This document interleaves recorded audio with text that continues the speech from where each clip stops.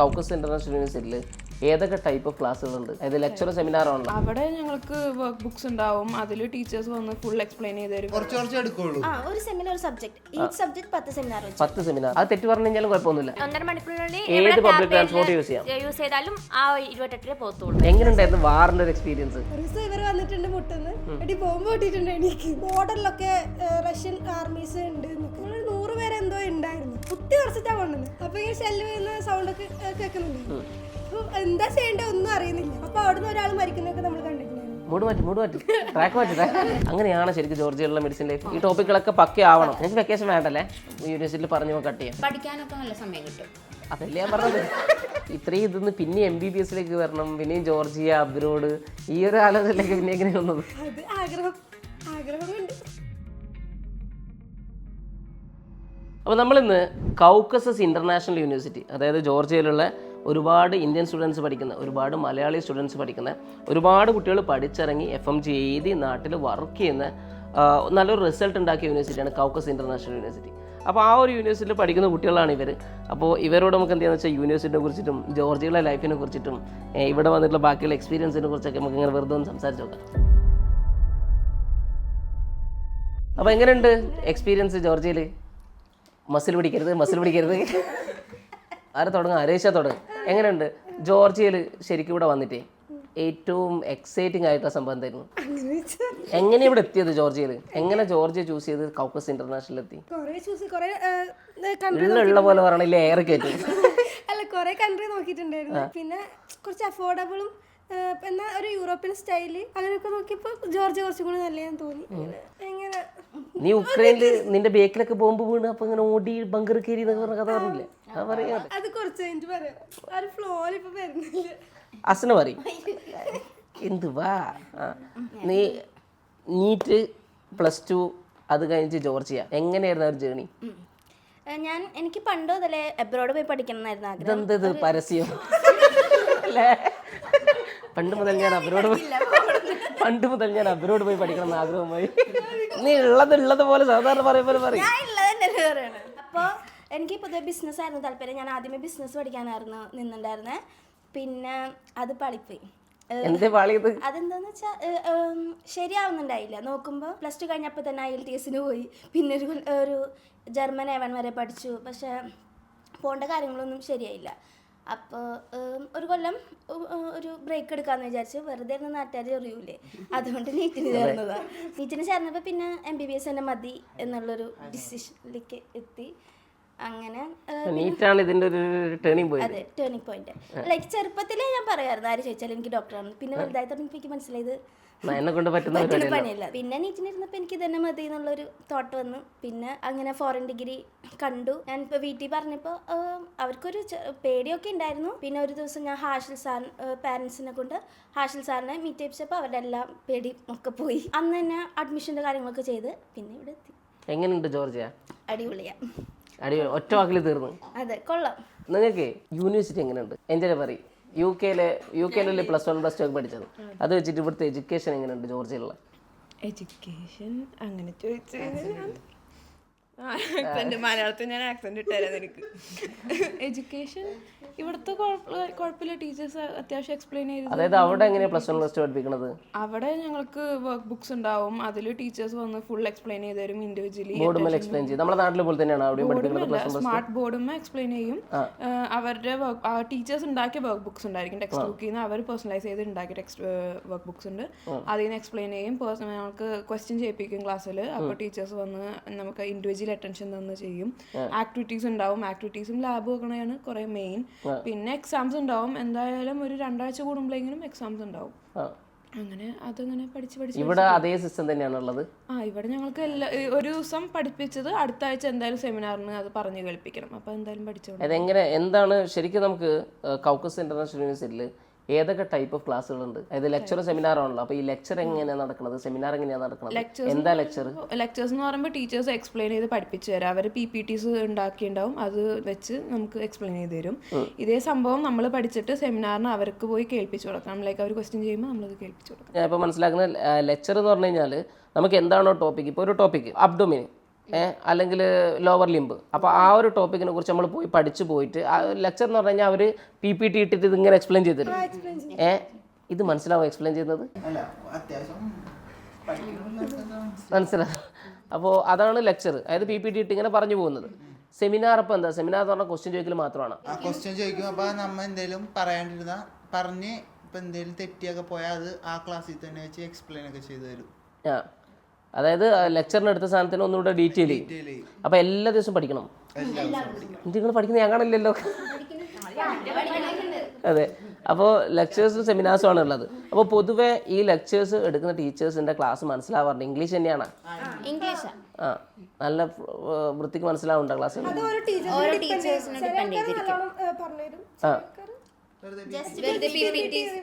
Revise ചെയ്യും. നിങ്ങളുടെ ക്ലാസ്സിൽ ശരിക്ക് മലയാളികളുണ്ടോ? മലയാളികൾ മാത്രമാണോ ബാച്ചിൽ?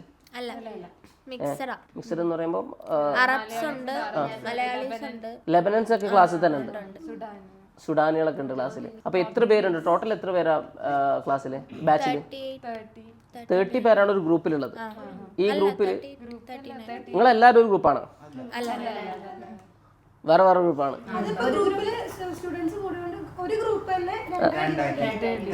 ഒരു ഗ്രൂപ്പിനെ രണ്ടാക്കുക. അപ്പോൾ 30 പേരെ 15 ആക്കും.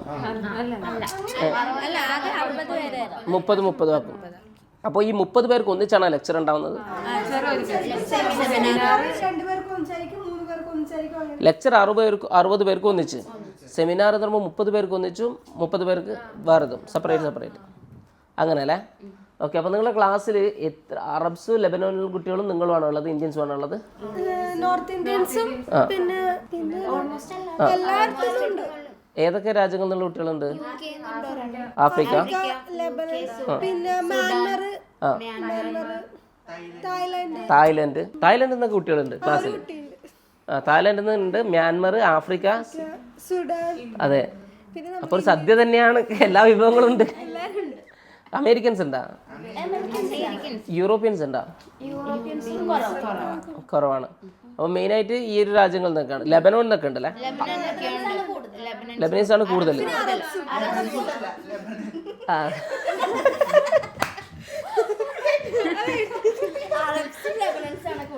ലെബനൻസ് ആണ് കൂടുതൽ. ഓക്കെ. അറബ്സ് എന്ന് പറയുമ്പം ഈ മിഡിൽ ഈസ്റ്റിലുള്ള അറബ്സ് ആണ്, അവരാണ് മെയിൻ ആയിട്ടുള്ളത്. അപ്പോൾ എത്ര സ്ട്രെങ്ത് ഏകദേശം എത്രയായിരിക്കും? ഇന്ത്യൻ സ്റ്റുഡൻസ് എത്ര പേരുണ്ടാവും?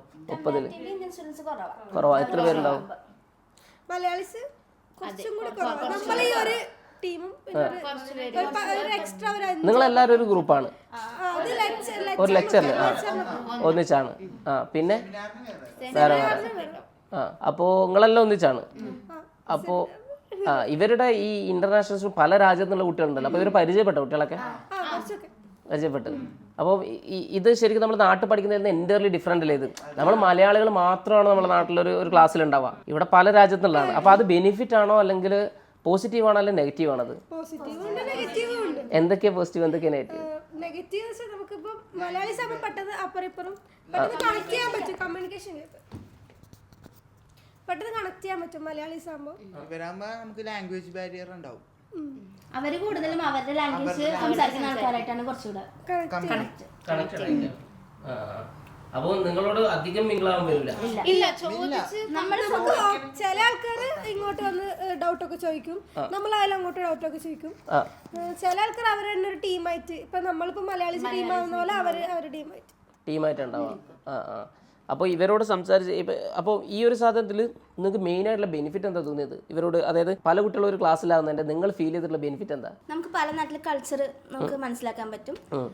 പിന്നെ നമുക്കിപ്പോൾ ഇനിയിപ്പോൾ നമുക്ക് ഇത് MBBS കഴിഞ്ഞിട്ട് നമുക്കിനി വേറൊരു കൺട്രിയിലോട്ട് പോകണമെങ്കിൽ നമുക്ക് അവരോട് ചോദിച്ചാൽ അവരുടെ കൺട്രിയിലുള്ള സിസ്റ്റമും കാര്യങ്ങളൊക്കെ അവർ നമുക്ക് പറഞ്ഞുതരും.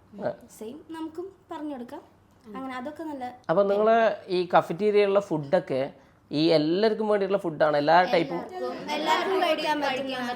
എങ്ങനെയുള്ള ഏത് ടൈപ്പ് ഫുഡാണ്? അപ്പം കാര്യം എന്താ വെച്ചാൽ ഇന്ത്യൻ ഫുഡ് എന്തായാലും ഉണ്ടാവില്ലല്ലോ ഇത്രയും ആൾക്കാർ. അപ്പോൾ എങ്ങനെയുള്ള ഫുഡുകളാ? ഒരു നോർമൽ ഇന്റർനാഷണൽ ഫുഡ് പോലെ എല്ലാവർക്കും വേണ്ടിയിട്ടുള്ള പോലെ. അപ്പോൾ ഈ പല രാജ്യങ്ങളിൽ നിന്നുള്ള ആളുകളായതുകൊണ്ട് നിങ്ങൾക്ക് എന്തായാലും ഇന്ത്യൻ ബേസ്ഡ് സിലബസ് ആയിരിക്കില്ലല്ലോ. ജോർജിയൻ സിലബസും ആയിരിക്കില്ല, കാരണം ഇവരാരും ജോർജിയൻ ഇതിലേക്കുള്ളതല്ലോ. അപ്പം എങ്ങനെയാണ് നിങ്ങളുടെ ക്ലാസ്സുകളൊക്കെ പോകുന്നത് ശരിക്കും? ഇംഗ്ലീഷിലാണ്. അപ്പോൾ ആ സിലബസിന്റെ സ്ട്രക്ചർ എങ്ങനെ ഒരു നിങ്ങൾക്ക് എങ്ങനെ ഫീൽ ചെയ്തിട്ടില്ല? ഇപ്പം നമ്മൾ ഇന്ത്യയുടെ +2 ബേസ് ആണ് ഇപ്പൊ നമുക്ക് പഠിപ്പിച്ചോണ്ട്. ഓക്കെ, മെയിനായിട്ട് നമ്മൾ +2 +1 +2 ടോപ്പിക്സ് ആണ് വരുന്നത് ഇപ്പൊ സ്റ്റാർട്ടിങ്ങിൽ. അനാട്ടമിയിലൊക്കെ അങ്ങനെ തന്നെയാണ്. അനാട്ടമിയിൽ കുറച്ചൊക്കെ, അതായത് ഇപ്പൊ ബോൺസിന്റെ ഒക്കെ നമുക്ക് ആ ചാപ്റ്റർ തന്നെ ഉണ്ട് പഠിക്കാൻ വേണ്ടിട്ട്. +2 അതേ വേർട്ടിബ്രൽ ഒക്കെ ഉണ്ട് +2. പക്ഷെ കുറച്ചും കൂടി ഇതില് ഡീറ്റെയിൽ ആണ്. നമുക്ക് ബേസ് +1 +2 ബേസ് അത് വെച്ചിട്ട് പിന്നെ നമുക്ക് ബാക്കി പഠിക്കാം. അപ്പം ഈ നമുക്കത് +2 ആയിട്ട് തോന്നുന്നു. അപ്പൊ അവരുടെ ശരിക്കും അവരെന്താ പറഞ്ഞേക്കുന്നത്? അവരുടെ മിസ് എങ്ങനെ ചോദിച്ചപ്പോ ബാക്കിയുള്ള സ്റ്റുഡൻസിന് ഏകദേശം ഇത് തന്നെ സെയിം, എല്ലാവർക്കും എല്ലാവരും ഇത് പഠിച്ചിട്ടുണ്ട്. സെയിം തന്നെയാണ്. അപ്പോൾ ഏഞ്ചൽ UK-ലല്ലേ പഠിച്ചത്? അപ്പോൾ UK-ലെ ബയോളജി വെച്ച് നോക്കുന്ന സമയത്ത് സെയിം തന്നെയാണ് ഇവിടെ ഇപ്പോൾ ഉള്ളത്? കുറച്ചൊക്കെ സെയിം ചിലത് ഡിഫറെന്റ് ഉണ്ട്. അത് അതായത് UK-ലായിരുന്നു കൂടുതൽ, അല്ലെങ്കിൽ ഇവിടെ കുറച്ചുകൂടെ ഇൻഡെപ്ത് ആണ്? ഇവിടെ ഒന്നുകൂടി ഇൻഡെപ്ത് ഉണ്ട്. ഞങ്ങൾക്ക് അധികം ലൈക്ക് അനാട്ടമിക്കൽ സ്ട്രക്ചേഴ്സ് ഒന്നും ഞങ്ങൾക്ക് അതിന് ഉണ്ടായിരുന്നില്ല. അപ്പോൾ നിങ്ങൾക്ക് +2-ൽ അനാട്ടമിക്കൽ സ്ട്രക്ചർ ഒക്കെ ഉണ്ടായിരുന്നു? അങ്ങനെ ഉണ്ടായിട്ടില്ല, പക്ഷേ ഒരു ബേസ് ഉണ്ട്, നമുക്ക് ബേസ് ഉണ്ട്. പിന്നെ നിങ്ങൾ നീറ്റ് റിപ്പീറ്റ് ചെയ്തുകൊണ്ട് അതിൻ്റെ ഒരു ഇതുണ്ടല്ലേ. അപ്പോൾ ലെക്ചേഴ്സും സെമിനാർസും ആണ്. അപ്പോൾ ഇതിൻ്റെ മാർക്ക് എങ്ങനെയാണ്? അതായത് സെമിനാറിന് എത്ര മാർക്ക് കിട്ടി കഴിഞ്ഞാൽ നമ്മൾ പാസ്സാവും, ഇല്ലെങ്കിൽ മാർക്ക് വേണോ? അറ്റൻഡൻസ് നിർബന്ധമുണ്ടോ? 60% അറ്റൻഡൻസ് ആണ് വേണ്ടത്. ലെക്ചറിന് അറ്റൻഡൻസ് എടുക്കുന്നില്ല, സെമിനാറിനാണ് അറ്റൻഡൻസ് എടുക്കണം. അതിനകത്ത് ഇപ്പോൾ നമുക്ക് ഒരു സെമ്മിൽ 10 സെമിനാറാണ്. 10 സെമിനാർ ഒരു പ്രൊജക്ട്. ഒരു സെമ്മിൽ ഒരു സബ്ജക്റ്റിന്? ഒരു സെമ്മിൽ ഒരു സബ്ജക്ട്, ഈ സബ്ജക്ട് 10 സെമിനാർ വെച്ച്. 10 സെമിനാറാണ്. അതിനകത്ത് നമ്മളൊരു 6 സെമിനാർസ് ഒക്കെ അറ്റൻഡ് ചെയ്താൽ അറ്റൻഡൻസ് കിട്ടും. പക്ഷേ മാർക്ക് എങ്ങനെയാണെന്ന് വെച്ച് കഴിഞ്ഞാൽ സെമിനാറിനും മിഡ് ടേമിനാന്ന് തോന്നുന്നു കൂട്ടിയിട്ട് 25 മാർക്ക് അത് നമ്മളെ വീഡിയോ ഡീറ്റെയിൽ ആയിട്ട് പറഞ്ഞിട്ടുണ്ടല്ലേ? അതിൽ പറഞ്ഞ കറക്റ്റാണ് നമ്മളെ വീഡിയോയിൽ? കറക്റ്റാണ്. 25 മാർക്ക് വേണം നമുക്ക് ഫൈനൽ സെം എക്സാം എഴുതണമെങ്കിൽ. 25 മാർക്ക് ഉണ്ടെങ്കിലാണ് സെമസ്റ്റർ എഴുതാൻ പറ്റുക. ഇൻ കേസ് നമ്മൾ ഈ 10 സെമിനാറിൽ നമ്മൾ കുറേ സെമിനാർ, ഒരു 5 സെമിനാർ അല്ലെങ്കിൽ ഒരു 7 സെമിനാർ മിസ്സായെന്ന് വിചാരിക്കാം, എന്ത് ചെയ്യും? ബാക്കിയുള്ള സെമിനാറിന് ഫുൾ മാർക്ക് വാങ്ങിച്ചാൽ മതി. അതും മിസ്സായി കഴിഞ്ഞാൽ പിന്നെ നമുക്ക് റിവിഷൻ ചെയ്യാൻ പറ്റും ആ സെമിനാറിൽ? സെം എക്സാമിന്റെ തൊട്ട് മുന്നേ വരെ നമുക്ക് റിക്കവർ ചെയ്തെടുക്കാം. സെം എക്സാമിന് മുന്നേ വരെ റിക്കവറി ഉണ്ട്. ഇപ്പൊ മിഡ് ടേമിന് മുന്നേ നമുക്ക് കുറച്ച് പെൻഡിങ് ഉണ്ടെങ്കിൽ തന്നെ മിഡ് ടേം കഴിഞ്ഞിട്ട് നമുക്കത് റിക്കവർ ചെയ്തെടുക്കാം. ഓക്കെ, അപ്പോൾ എന്തായാലും ഇത് പഠിച്ച് കഴിഞ്ഞിട്ടേ സെം എക്സാമിന് പോകാൻ പറ്റുള്ളൂ. ഈ ടോപ്പിക്കുകളൊക്കെ പക്ക ആവണം. അപ്പോൾ പക്ക ശരിക്കും നമുക്ക്, അതായത് ആ ടോപ്പിക്ക് പക്ക പഠിച്ച് കഴിഞ്ഞിട്ട് സെമിനാറിന് പോയാലേ മാർക്ക് കിട്ടുന്നുള്ളൂ, അല്ലെങ്കിൽ ജസ്റ്റ് ഒന്ന് നോക്കിയിട്ട് പോയാൽ മതിയോ? അത് ഡിപ്പെൻസ് ഓൺ ടീച്ചർ. ചിലർക്ക് തന്നെ വേണം, ചിലവർക്ക് ഇങ്ങനെ ക്വസ്റ്റ്യൻസ് ചോദിക്കും, നമ്മൾ അങ്ങനെ പറഞ്ഞാൽ മതി, പറഞ്ഞു പോയാൽ മതി. ഓക്കെ, എങ്ങനെയുണ്ട് പിന്നെ യൂണിവേഴ്സിറ്റിയിലേക്ക് പോകുന്ന ഒരു ട്രാൻസ്പോർട്ടേഷനും കാര്യങ്ങളൊക്കെ? നമ്മൾ ആദ്യം ഹോസ്റ്റലിലായിരുന്നപ്പം അവിടുന്ന് ഇച്ചിരി ദൂരം ഉണ്ടായിരുന്നു. അവിടുന്ന് ഒരു മെട്രോ കയറി പിന്നെ ഒരു ബസ് കയറണമായിരുന്നു. ഇപ്പൊ ഞങ്ങളിപ്പോ ഇവിടെ അടുത്തൊരു അപ്പാർട്ട്മെന്റ് എടുത്തേക്കുക. അപ്പത്തേക്കും ഇപ്പൊ ഡയറക്റ്റ് നമുക്ക് ഇവിടുന്ന് ഒരു ബസ് ഉണ്ട്. ഒറ്റ ബസ് ഉണ്ട്? വാനാണ്. കയറാൻ പറ്റണില്ല, നല്ല തിരക്കാണ് വാനിലൂടെ? വാനില് ഇല്ല, ഇന്ന് ഞങ്ങൾ പോയപ്പം തിരക്കൊന്നുമില്ല, കറക്റ്റ് ഇതായിരുന്നു. അതായത് ഈ ശരിക്കും ജോർജിയയിലുള്ള ട്രാൻസ്പോർട്ടേഷൻ സിസ്റ്റം എങ്ങനെയാണ്? നമുക്ക് മെട്രോ കാർഡിലല്ലേ പോകുന്നത്? എന്താ ഈ മെട്രോ കാർഡ്? എങ്ങനെയാ മെട്രോ കാർഡ് ഉപയോഗിക്കുന്നത്? Metro card student card. ഇവിടുത്തെ ബാങ്കിൽ അക്കൗണ്ട് എടുക്കണം, അപ്പൊ അവര് സ്റ്റുഡൻസ് കാർഡ് തരും. അതായത് ബാങ്കിൽ അക്കൗണ്ട് എടുത്ത അതിന്റെ ATM കാർഡാണ് ഈ student card. Student card okay. ഒരു വട്ടം ടാപ്പ് ചെയ്യുമ്പോൾ 20 ടെട്രയാണ് പോകുന്നത്. 20 ടെട്ര എത്ര സമയത്തിനേക്കാ? 1 മണിക്കൂറിൽ. 1 മണിക്കൂറിലേക്ക് 20 ടെട്ര. മണിക്കൂറിലേക്ക്. അതായത് 1 മണിക്കൂർ ഞാൻ ഇപ്പൊ ബസ് കയറി, അത് അടുത്ത ബസ് കയറിയാലും ആ ഒരു 20 ടെട്ര തന്നെയാണ്. അവിടുന്ന് മെട്രോ കയറിയാലും സെയിം തന്നെയാണ്. 1.5 മണിക്കൂറിനുള്ളിൽ ഏത് പബ്ലിക് ട്രാൻസ്പോർട്ട് യൂസ് ചെയ്താലും ആ 20 ടെട്രേ പോകത്തുള്ളൂ. 20 ടെട്രയാണ്. അപ്പൊ നമുക്ക് എന്തായാലും യൂണിവേഴ്സിറ്റിയിലേക്ക് എത്താൻ 20 ടെട്ര മതി. നാട്ടിലൊരു 7 രൂപ അല്ലേ, അതിൻ്റെ അടുത്ത് മതി അങ്ങോട്ടേക്ക് എത്താൻ. ഓക്കെ. അപ്പോൾ ട്രാൻസ്പോർട്ടേഷൻ അങ്ങനെയാണ് ഇപ്പോൾ കറന്റ് പോകുന്നത്. ചീപ്പാണ് കമ്പാരിറ്റീവ് നാട്ടിലൊക്കെ കമ്പയർ ചെയ്യുന്ന സമയത്ത്? ഇവിടുത്തെ ചീപ്പാണ്, അത്യാവശ്യം നമുക്ക് എവിടെയെങ്കിലും പോവാം. പിന്നെ റഷാണ് ഈ ബസ്സിലൊക്കെ കയറുന്ന സമയത്ത്? മെട്രോ നല്ല റഷാ, പിന്നെ വാനിൽ വലിയ റഷ് ഇല്ല, ബസ്സിലും ഡിപ്പെൻസ് ആണ്. അപ്പോൾ ശരിക്കും നമ്മുടെ ഈ യൂണിവേഴ്സിറ്റിന്റെ ലൊക്കേഷൻ എവിടെയാണ്? അതായത് കൗക്കസ് ഇന്റർനാഷണൽ യൂണിവേഴ്സിറ്റിന്റെ ലൊക്കേഷൻ എവിടെയാണ്? സർക്കാളി സ്ട്രീറ്റ്. അപ്പോൾ നമ്മൾ മെട്രോയിലേക്ക് പോവുകയാണെങ്കിൽ എങ്ങനെയാണ് നമ്മൾ അവിടെ എത്തുന്നത്? മെട്രോന്റെ തൊട്ടടുത്താണോ? അതായത് ഗ്രമകലെ മെട്രോ സ്റ്റേഷനിൽ ഇറങ്ങിയിട്ട് അല്ലെങ്കിൽ ഡയറക്റ്റ് ബസ് യൂണിവേഴ്സിറ്റിയിലേക്ക് പോയാലും മതി, ഫ്രണ്ട് കൊണ്ടുപോയിട്ട് നിർത്തും. ഓക്കെ. അപ്പോൾ ട്രാൻസ്പോർട്ടേഷൻ ശരിക്കും ബുദ്ധിമുട്ടുണ്ടോ യൂണിവേഴ്സിറ്റിയിലേക്ക് എത്താൻ? ബസ് നിർത്തുന്നുണ്ട്. അപ്പോൾ കേരളത്തിൽ നിന്ന് ഇങ്ങോട്ടേക്ക് ജോർജിയയിലേക്ക് വന്നത് എങ്ങനെയായിരുന്നു? അതായത് നമുക്ക് ഏതൊക്കെ റൂട്ടിലാണ് ഇങ്ങോട്ടേക്ക് ജോർജിയയിലേക്ക് വരാൻ പറ്റുന്നത്? കേരളത്തിൽ വരുന്ന സമയത്ത് ഡൽഹി വഴിയാണോ വന്നത്? എനിക്ക് നിയറസ്റ്റ് എയർപോർട്ട് വരുന്നത് ട്രിവാൻഡ്രം ആയിരുന്നു. പക്ഷെ ഫസ്റ്റ് ട്രിവാൻഡ്രം എടുക്കാൻ നോക്കിയപ്പോൾ അവിടുന്ന് കണക്ഷൻ വരുന്നത് ഡൽഹി ആയിരുന്നു. പക്ഷെ അപ്പം ഞാനും ഇവിടെ മാത്രമേ കാണത്തുള്ളായിരുന്നു. അങ്ങനെ പിന്നെ കൊച്ചിയിൽ നിന്ന് എടുത്ത്. കൊച്ചിയിൽ നിന്ന് ഇപ്പോൾ ദുബായ് വന്നിട്ട് ഒരു 4 hour ഹോൾട്ടിങ് ഉണ്ടായിരുന്നു. 5 hour ഉണ്ടായിരുന്നു.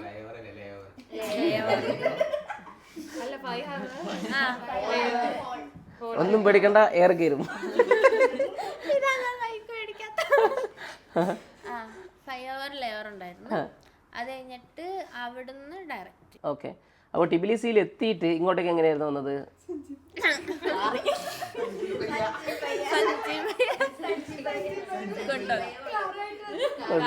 ഓക്കെ.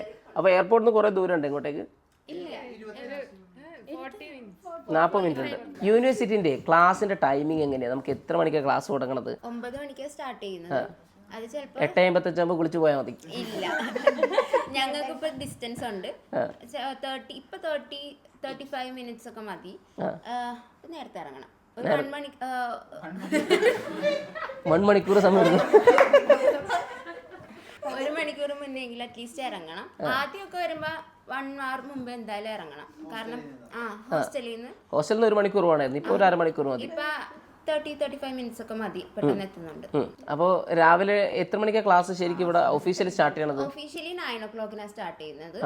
അത് ബ്രേക്ക് ഉണ്ടാവും ഇടക്ക്. ചിലപ്പോൾ രാവിലെ മാത്രമേ ക്ലാസ് കാണത്തുള്ളൂ, ചിലപ്പോൾ ഉച്ച കഴിഞ്ഞായിരിക്കും, ചിലവർക്ക് ഇപ്പോൾ രാത്രി അങ്ങനെയൊക്കെ ടൈം. അപ്പോൾ ഒരു ദിവസം ഏവറേജ് എത്ര മണിക്കൂർ ക്ലാസ് ഉണ്ടാവും? ഒരു 4 മണിക്കൂറൊക്കെ കാണും. 4 മണിക്കൂർ ഉണ്ടാവും. എല്ലാ ദിവസവും 4 മണിക്കൂർ ഉണ്ടാവില്ല, അതിലും കുറവുണ്ടാവില്ല?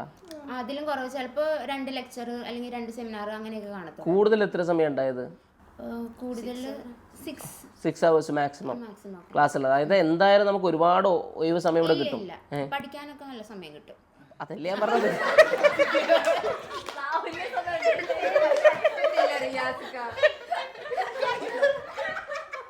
ഞാനതല്ലേ പറഞ്ഞത്. ഒഴിവ് സമയം കിട്ടാറില്ല എനിക്ക്.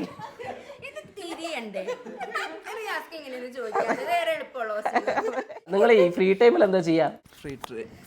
ഫ്രീ ടൈമില് അല്ല, ഇപ്പൊ പഠിക്കുക. ഓക്കെ, നമുക്ക് ഒരു സമയം എന്തായാലും ഒരു ദിവസം ഒരു 3 മണിക്കൂർ പഠിക്കാൻ ചെലവാക്കിയാൽ മതിയല്ലോ. എന്നാലും ഫ്രീ ടൈം അധികം ഉണ്ടല്ലോ. യൂണിവേഴ്സിറ്റി വെച്ച് ബ്രേക്ക് കിട്ടുമ്പോഴാണ് ഉദ്ദേശിക്കുന്നത്? അല്ല, ബ്രേക്ക് കിട്ടുന്ന സമയത്ത് അല്ലെങ്കിൽ ഹോസ്റ്റലിലേക്ക് ബ്രേക്ക് കിട്ടുമ്പോൾ എന്താ ഇങ്ങോട്ടേക്ക് ഹോസ്റ്റലിലേക്ക് വരാറുണ്ടോ? അപ്പാർട്ട്മെന്റ് ഹോസ്റ്റൽ അതല്ലേ, അതായത് ഹോസ്റ്റലിലായിരുന്നില്ല.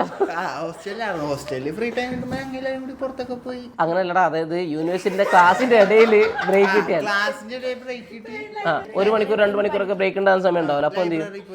ലൈബ്രറിയിൽ പോയിരുന്ന് പഠിക്കും. അപ്പോൾ ശരിക്കും ഒരു ദിവസം നമ്മൾ കൺസിസ്റ്റന്റ് ആയിട്ട് എത്ര മണിക്കൂർ പഠിക്കണം ഈ സെമിനാർ എല്ലാം പാസ്സാവണമെങ്കിൽ? 2-5-6 2-5 മണിക്കൂർ പഠിക്കണം. 2-5 മണിക്കൂർ. ഒന്നുകിൽ 2 അല്ലെങ്കിൽ 5-6 മണിക്കൂർ പഠിക്കണം. അന്നൊന്ന് എടുത്തത് അന്നൊന്ന് പഠിച്ച സുഖമാണ്. കുറച്ച് എടുക്കുള്ളൂ. അപ്പോൾ നമ്മൾ അന്നന്ന് തന്നെ പഠിച്ചു പോകണം. ഓക്കെ. അപ്പം ഞാൻ ചോദിച്ചത് എന്താ വെച്ച് കഴിഞ്ഞാൽ, ഇപ്പം നമുക്ക് മെഡിസിൻ എന്ന് പറഞ്ഞാൽ പൊതുവെ പുറത്ത് നമ്മൾ അറിയുന്നത് ഭയങ്കര ഹെക്റ്റിക് ആയിട്ടുള്ള ഫുൾ ടൈം ബുക്കിൻ്റെ ഉള്ളിലിരിക്കുന്ന ബുക്ക്, ആ ഒരു രീതിയിലുള്ള ഒരു ലൈഫാണ്. അങ്ങനെയാണ് ശരിക്കും ജോർജിയയിലുള്ള മെഡിസിൻ ലൈഫ്? അല്ല, അങ്ങനെയല്ല. എങ്ങനെയാണ് ഇത്? ഓഫ് ടൈം കിട്ടാറുണ്ട്? എന്തെങ്കിലും ഗെയിംസോ കാര്യങ്ങളോ ഉണ്ടാവാറുണ്ടോ ഇവിടെ?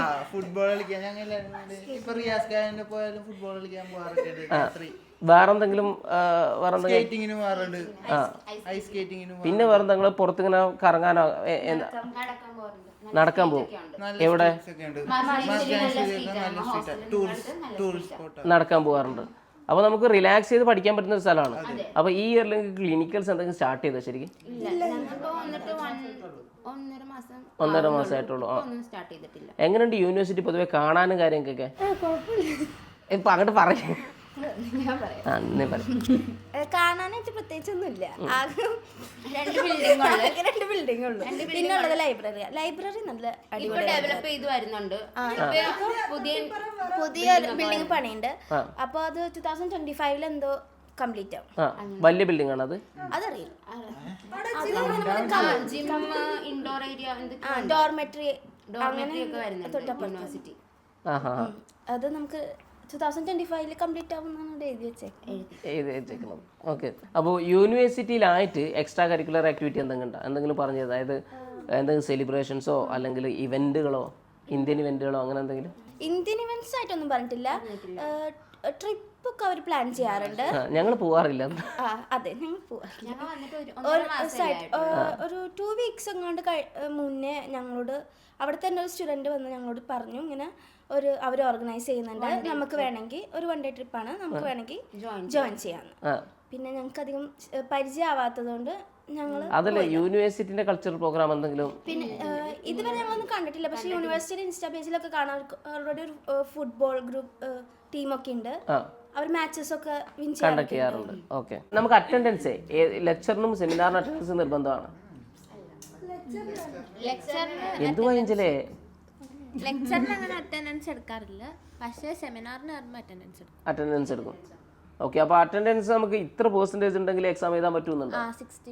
60% മിനിമം അറ്റൻഡൻസ് വേണം.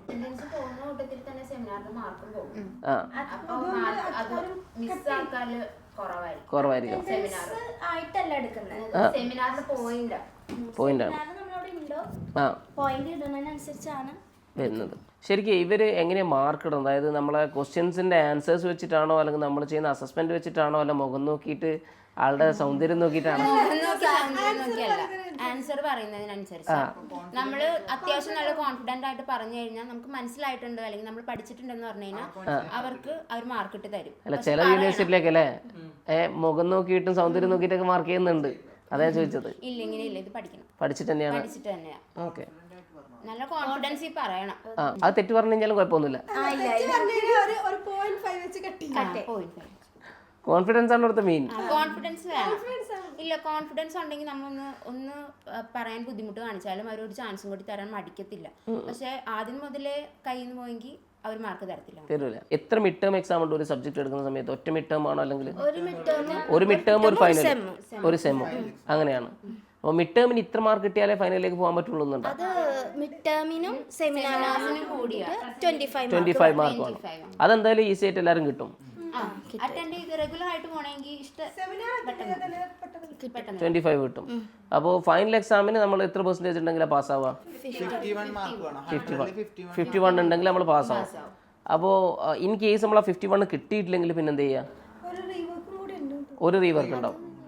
അപ്പോൾ ആ റീവർക്കും ഫെയിൽ ആയാലും അതെ. അപ്പോൾ നമ്മൾ പറഞ്ഞേക്കണല്ലേ ശരിയാണ് നമ്മൾ പറയണത്.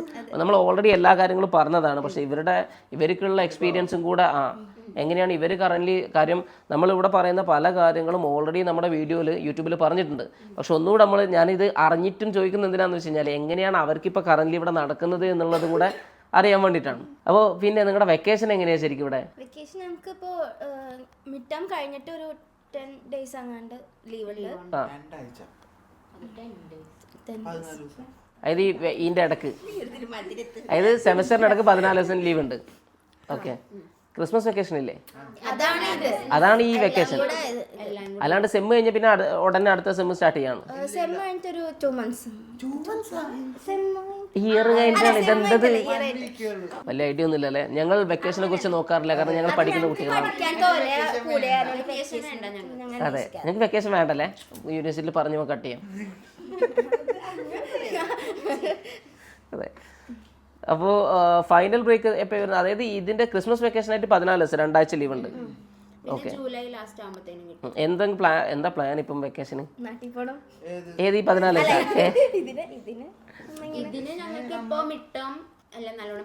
ഇത് കഴിഞ്ഞിട്ടാണ് മിഡ് ടേം വരുന്നത്. മിഡ് ടേം കഴിഞ്ഞിട്ടാണ് ഈ 14 ദിവസം. അപ്പൊ നിങ്ങൾക്ക് എപ്പോഴാണ് മിഡ് ടേം എക്സാം? അത് കഴിഞ്ഞ് കഴിഞ്ഞാൽ നിങ്ങൾക്ക് വെക്കേഷൻ. അപ്പോൾ വെക്കേഷൻ എന്ന് പറയുമ്പോൾ ഒരു ഫ്രീ ടൈമാണ്. മൈൻഡൊക്കെ ഫ്രീ ആയിട്ടുള്ള ഒരു സമയമാണ്. അതെ. അപ്പോൾ ആ സമയത്ത് നമുക്ക് ക്ലാസ് വെച്ചാലോ അറ്റൻഡ് ചെയ്യാം? അല്ല, നമുക്ക് ക്ലാസ് വെക്കാറ്. അതെ, ഞങ്ങൾ അങ്ങനെ ചെയ്യുള്ളൂ. അതെ അതെ അതെ. വല്ലാതെ സോപ്പുണ്ടാ, എന്തായാലും പണിയുണ്ട്. അതെ. അപ്പൊ നിങ്ങളെ മെയിൻ വെക്കേഷൻ എപ്പോഴാണ് വരുന്നത്?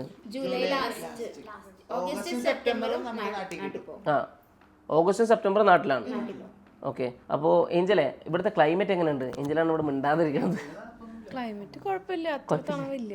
തണുപ്പില്ലേ? ഐ മീൻ തണവുണ്ട്, ബട്ട് എനിക്ക് അത്ര വലിയ അവിടെ UK എങ്ങനെയാ തണുപ്പ് ശരിക്കും? ഇവിടത്തേക്കാൾ ഈ സമയമാകുമ്പോഴേക്കും ഇവിടത്തേക്കാളും തണവ് എനിക്ക് തോന്നിയിട്ടുണ്ട്. എത്ര ഡിഗ്രി ഉണ്ടാവാറുണ്ട്? ഇന്നിപ്പോ ഇന്ന് ശരിക്കും ഇവിടത്തേക്കാളും തണവുണ്ടായിരുന്നു. 7 ഡിഗ്രി ഉണ്ടായിരുന്നു, ഇവിടെ 2 ഡിഗ്രി ഉണ്ടായിരുന്നുള്ളൂ. പക്ഷെ അവിടെ കാറ്റുണ്ടാവും. എപ്പോ നോക്കിയാലും നല്ല തണുത്ത കാറ്റായിരിക്കും. അപ്പൊ നമുക്ക് ഒന്നുകൂടെ തണവ് ഫീൽ ചെയ്യും. ഇവിടെ അങ്ങനെ കാറ്റൊന്നും തോന്നിയിട്ടില്ല. സാധാ കോട്ടിട്ട് പോയാൽ മതി. തെർമൽസ് ഇടേണ്ട വന്നിട്ടില്ല എനിക്ക് ഇതുവരെ. ഓക്കെ. അപ്പൊ നിങ്ങൾ ഇന്ത്യയിൽ നിന്ന് വന്നിട്ട് എങ്ങനെ ഉണ്ടായിരുന്നു ഇവിടുത്തെ ഒരു ക്ലൈമറ്റ്? അശ്വതിക്ക് എങ്ങനെയാ തോന്നിയത്? കുറച്ച് ടൈം എടുക്കും തണുപ്പൊന്ന് അഡ്ജസ്റ്റ് ചെയ്യാൻ. പിന്നെ അഡ്ജസ്റ്റ് ചെയ്ത് അസുഖങ്ങൾ വരുന്നുണ്ട് അവിടെ വന്നപാട്? അസുഖം ചിലവർക്ക് പനി വരുന്നുണ്ട്.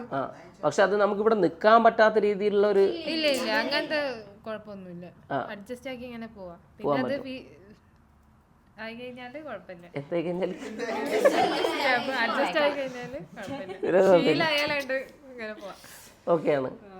ഓക്കെ. പിന്നെ ഇവിടെ വന്ന സമയത്ത് ഫുഡൊക്കെ എങ്ങനെയുണ്ടായിരുന്നു? അപ്പോൾ പോയനെ. അപ്പോൾ ഇവിടെ ജോർജിയയിലേക്ക് വന്ന സമയത്ത് നമ്മുടെ നാട്ടിലെ ഫുഡ് ഹാബിറ്റിൽ നിന്ന് മാറിയിട്ട് മറ്റൊരു ഇതിലേക്കാണ് വരുന്നത്. അപ്പോൾ എന്തെങ്കിലും വ്യത്യാസം ഉണ്ടോ, അല്ലെങ്കിൽ സെയിം നാട്ടിലെ ഫുഡാണ് ഇവിടെ കിട്ടുന്നത്? ഹോസ്റ്റലിലായിരുന്നു അവിടെ നോർത്ത് ഇന്ത്യൻ ഫുഡായിരുന്നു. പിന്നെ ഇപ്പൊ മെസ്സാണ്. അപ്പൊ കുഴപ്പമില്ല. അങ്ങനെ നമ്മുടെ നാട്ടിൽ അതേതൊന്നുമില്ല. എന്നാലും ഒരു ഇങ്ങനെ മെസ്സ് ഇവിടെ ജോർജിയയിലുള്ള മെസ്സ് എന്ന് പറയുമ്പോൾ കേരളത്തിലുള്ള ഫുഡ് തന്നെ കിട്ടുന്നുണ്ടോ? കേരളത്തിലെ ഫുഡൊക്കെ തന്നെ കിട്ടുന്നുണ്ട്. ദോശയും സാമ്പാറൊക്കെ തന്നെ. മസാല ദോശ ഒക്കെ ഉണ്ട്. ഇന്നെന്തായിരുന്നു? പൊറോട്ടയും മുട്ടക്കറി. ഉച്ചക്കോ? Fried rice. ഇന്നലെ ചിക്കൻ ബിരിയാണി. മീൻ പൊരിച്ചതാ? ഏത് മീൻ? ഏത് മീനായിരുന്നു? നല്ല മീൻ പൊരിച്ചായിരുന്നു. അപ്പൊ ഇവിടെ ഇപ്പം ഫുഡും കാര്യങ്ങളൊക്കെ കേരളത്തിൽ ഓൾമോസ്റ്റ് സെയിം സാധനം കിട്ടും. ടേസ്റ്റ് എങ്ങനെ ഉണ്ട് അതിന്റെ?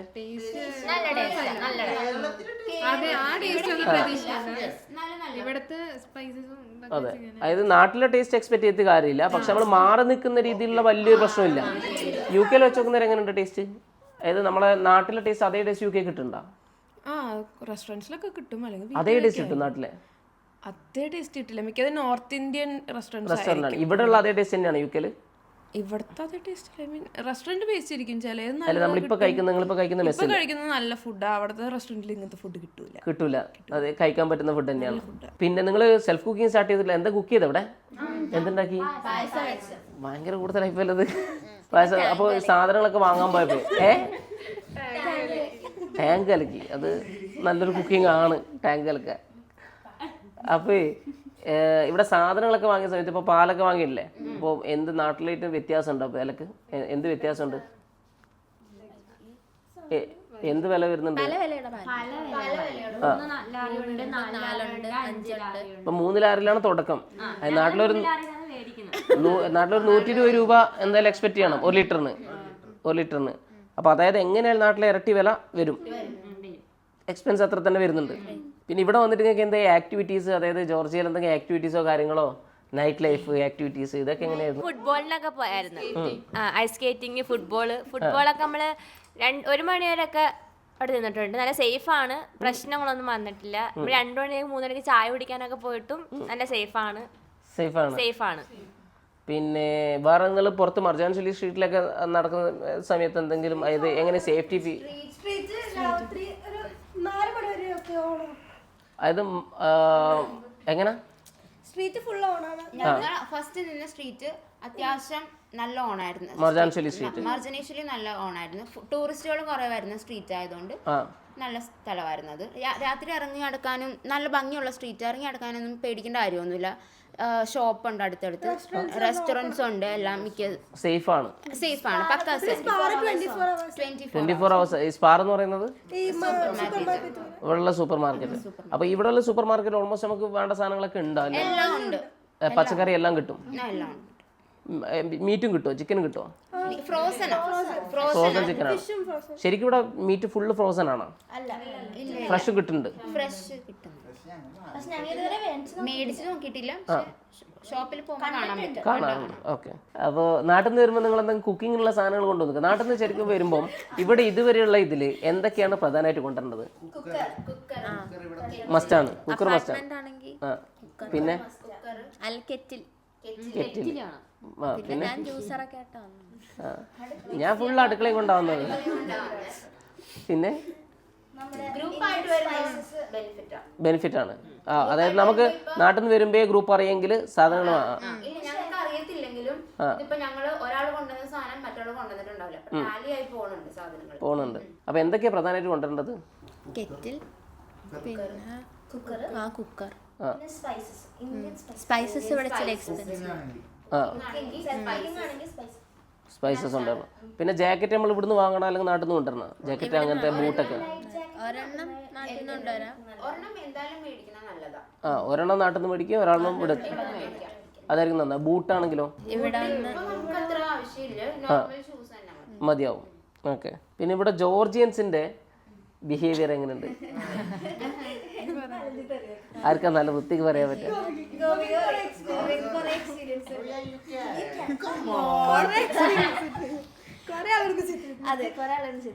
അത്ര ഫ്രണ്ട്ലി ഒന്നും അല്ല, അത്ര ലൈക്ക് പുച്ഛമല്ല, ഒരു താല്പര്യക്കുറവ്. അതായത് ജോർജിയൻസ് ആയിട്ടും അങ്ങനെയാണോ അല്ലെങ്കിൽ ഇന്ത്യൻസിനോട് മാത്രമാണോ?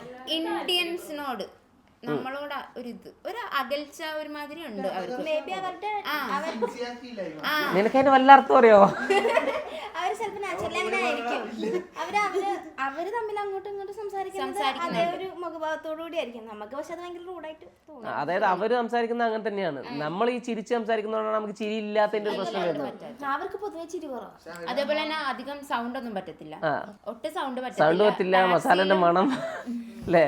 ടാക്സിയിലൊക്കെ കയറി നമ്മൾ നോർമലായിട്ട് നമ്മുടെ നോർമൽ അറിയാലോ, അങ്ങനെ സംസാരിച്ചാൽ തന്നെ മിണ്ടായിരിക്കാൻ പറയും. പിന്നെ മെട്രോയിലൊന്നും നമ്മൾ അങ്ങനെ സംസാരിക്കത്തില്ല. അപ്പൊ ഇവിടുത്തെ ആൾക്കാരും സംസാരിക്കത്തില്ല അങ്ങനെ. അതുകൊണ്ട് നമ്മൾ മിണ്ടാതെ സൈലന്റ് നേച്ചറാണ്. ഒരു നോർമൽ ഇതിൽ. അതെ. സംഭവം എന്താന്ന് വെച്ച് കഴിഞ്ഞാല് നമ്മുടെ ഇന്ത്യൻ കൾച്ചർ എന്ന് പറഞ്ഞു കഴിഞ്ഞാല് ശബ്ദങ്ങള്, വർണ്ണങ്ങള്, പിന്നെ വിവേചനങ്ങള്, മനസ്സിലാക്കില്ല എന്താ പറഞ്ഞത്? മൈൻഡ് ഉണ്ട്.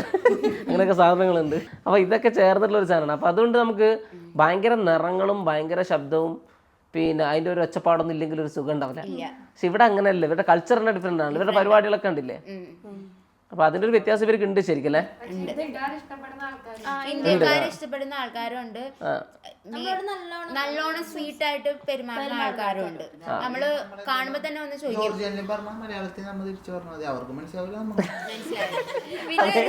ജോർജിയനിൽ അവർ പറയുന്നത് മലയാളത്തിൽ നമ്മൾ പറയുന്നത്. അവര് നമ്മളെ വഴക്ക്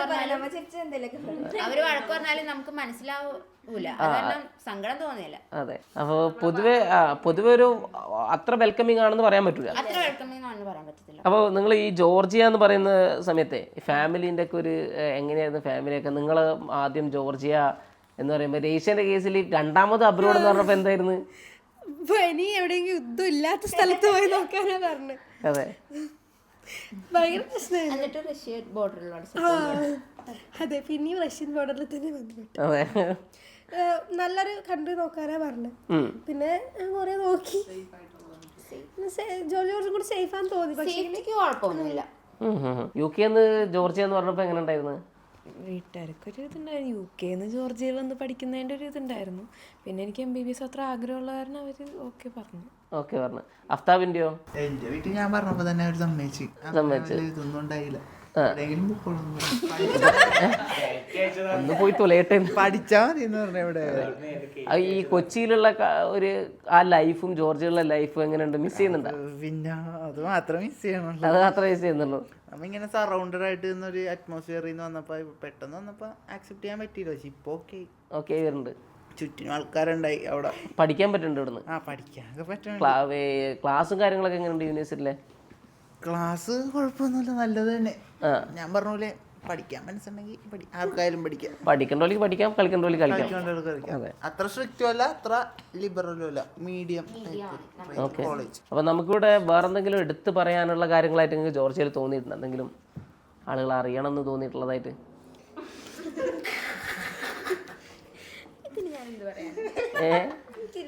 അതായത് ഇവിടെ ശരിക്കും ജോർജിയയില് നാട്ടിലേക്കാളും ഒരു ഫ്രീഡം കൂടുതലാണല്ലേ? അതായത് സദാചാരം ഇല്ല. ശരിക്കും ഇവിടെ ഇപ്പൊ റൂഡാണ് അല്ലെങ്കിൽ അത്ര വെൽക്കമിങ് അല്ലെന്ന് പറഞ്ഞാൽ തന്നെ നമ്മുടെ കാര്യത്തിൽ ഇടപെടാനോ അങ്ങനെയൊന്നും വരത്തില്ല. നമുക്ക് നമ്മളെ ശ്രദ്ധിക്കില്ല, നമ്മൾ എക്സിസ്റ്റ് ചെയ്യുന്നില്ല അവർക്ക്. നമ്മൾ ശല്യം ചെയ്യാണ്ടിരുന്നാൽ മതി. ഇപ്പൊ അപ്പാർട്ട്മെന്റിലാണെങ്കിലും നമ്മൾ ഒച്ച വെക്കാണ്ട് അങ്ങനെയൊക്കെ അവർക്ക് നല്ല ബുദ്ധിമുട്ടുണ്ടായാൽ മാത്രമേ കംപ്ലൈന്റ് ഇവർ കുറച്ച് അത്ര സോഷ്യലി കണ്ടത്. നമ്മളിപ്പോൾ ഒരു അപ്പാർട്ട്മെന്റ് ആണെങ്കിൽ ആ അപ്പാർട്ട്മെന്റിൽ എല്ലാവരെയും നമുക്ക് അറിയായിരിക്കുമല്ലോ, നമ്മളൊരു കൂട്ടായിരിക്കില്ല. അങ്ങനെ ഇല്ല ഇവരല്ലേ, അവർ ഓരോരുത്തരും ചെറിയ ചെറിയ ചെറിയ ഫാമിലികളായിട്ട്. ഇവിടെ അപ്പാർട്ട്മെന്റിൽ നിന്ന് തുടങ്ങിയിട്ട് ആകെ ഒരു അമ്മച്ചിനെ ഒരു കൊച്ചിനെ മാത്രമേ കണ്ടിട്ടുള്ളൂ ആകെ. ആരും കണ്ടിട്ടില്ല ഇത്. അതായത് ഇവര് പൊതുവെ അവരുടെ കാര്യം നോക്കി ഇങ്ങനെ പോവാണ്. നമ്മുടെ കാര്യത്തിൽ ഇടപെടും. പക്ഷെ നമ്മളിപ്പോ അത്ര ഒച്ച വെച്ച് അങ്ങനെയൊക്കെ ചെയ്താൽ ഭയങ്കര ഡിസ്റ്റർബൻസ് ആണെങ്കിലേ കംപ്ലൈന്റ് ഉള്ളൂ. അത് ഡയറക്റ്റ് പോലീസിലേക്കായിരിക്കും. അതെ, ഹോസ്റ്റലിൽ നിന്ന സമയത്ത് പോലീസിൽ കംപ്ലൈന്റ് കൊടുപ്പിച്ചിട്ടുണ്ട്. എന്തിനാ രാത്രി അവിടുന്ന് ഹോസ്റ്റലിൽ പാട്ട് പാടിയെന്ന് അല്ലേ. നമുക്ക് ഒച്ചമ്പളൊന്നും ഇല്ലാണ്ട് പറ്റില്ല. അതെ അതെ. അപ്പൊ നിങ്ങൾക്ക് കടാവറില്ലല്ലോ. അപ്പോൾ അനാട്ടമിക്ക് ശരിക്കും അതിൻ്റെ ഒരു ഇത് ഇപ്പം രേഷ ഉക്രൈനിൽ കടാവറിൽ പഠിച്ചല്ലേ? കടാവർ കണ്ടിട്ടുണ്ടാ?